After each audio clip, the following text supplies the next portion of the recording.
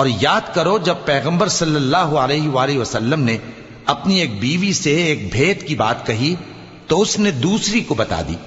फिर जब उसने उसको जाहिर कर दिया और अल्लाह ने इस हाल से पैगंबर सल्लल्लाहु अलैहि वसल्लम को आगाह कर दिया, तो पैगंबर सल्लल्लाहु अलैहि वसल्लम ने उन बीवी को वो बात कुछ तो जताई और कुछ ना बताई। सो जब वो बात उनको बताई तो वो पूछने लगी कि आपको ये किसने बताया?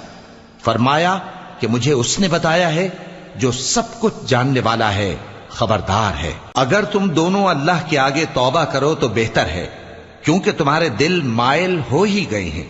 और अगर पैगंबर सल्लल्लाहु अलैहि वसल्लम के खिलाफ बाहम एआनत करोगी तो अल्लाह और जिब्रील और नेक किरदार मुसलमान उनके हामी और दोस्तदार हैं, और इनके अलावा सब फरिश्ते भी मददगार हैं। ए अज़वाज नबी, अगर पैगंबर सल्लल्लाहु अलैहि